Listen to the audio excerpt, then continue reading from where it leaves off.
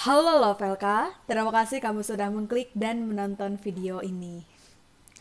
Menulis merupakan kerja kreatif. Ketika menulis cerita fiksi, otak kita akan bekerja untuk menyusun cerita dengan versi terbaik yang bisa kita lakukan. Di dunia ini, setiap penulis pasti ingin menghasilkan tulisan terbaik untuk disajikan kepada pembaca. Nah, ada banyak sekali hal yang harus kita lakukan apabila ingin menghasilkan cerita yang berkualitas, menarik, hidup, dan tentunya tidak monoton. Penerasian cerita menjadi satu di antara kunci penentu yang bisa membuat cerita kita semakin menarik dan hidup.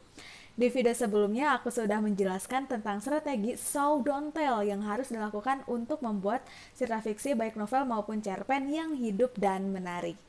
Bagi kamu yang belum menonton videonya, silakan klik tautan di pojok kanan atas ya. Oke, di video ini aku akan menjelaskan tentang penarasian cerita dengan strategi deskripsi 5 indera.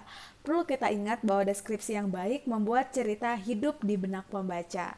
Apabila cerita yang kita tulis hidup di benak pembaca, artinya kita selaku penulis berhasil menulis cerita. Penggunaan 5 indera untuk menarasikan cerita bisa membuat cerita lebih hidup, terkesan nyata, dan menggugah atau tidak monoton karena pembaca seolah-olah mengalami cerita yang kita buat. Mengapa bisa demikian? Sederhananya begini, kita selaku manusia dianugerahi banyak sekali indera. Mata untuk melihat, telinga untuk mendengar, hidung untuk mencium sesuatu, kulit untuk merasakan persentuhan, dan lidah untuk mengecap. Tidak sedikit penulis yang membuat deskripsi dengan hanya melibatkan satu indera saja dan pada umumnya indera tersebut adalah mata. Alhasil, pembaca tidak bisa terlibat di dalam cerita. Pembaca yang tidak merasakan apa yang terjadi karena yang terlibat hanya penglihatannya saja.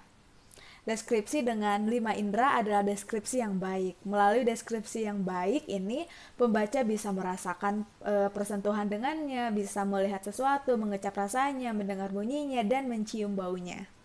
Nah, misal kita sedang berada di luar rumah dan kita bisa tahu bahwa ada seseorang yang sedang memasak nasi goreng di dapur hanya melalui aroma yang tercium oleh hidung kita. Meskipun kita tidak melihatnya secara langsung dengan mata, ya kita bisa tahu karena kita mempunyai hidung untuk melihat. Kita punya hidung untuk mencium, penciuman ini sama artinya dengan penglihatan kita. Gunakanlah 5 indera yang kita punya untuk mengoptimalkan cerita dan membawa pembaca mengalami cerita yang kita buat.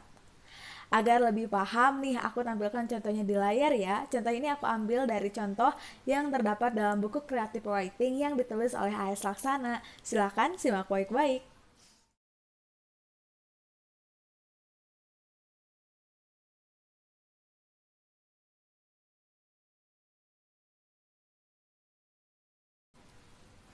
Nah, Love LK itu merupakan contoh dari buku Creative Writing A.S. Laksana.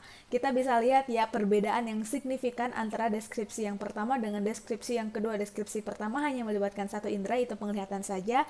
Sedangkan deskripsi yang kedua itu tuh melibatkan beberapa indera. Ada penglihatan, pendengaran, penciuman. Nah, sebenarnya kamu tidak wajib gitu mendeskripsikan dengan 5 indera.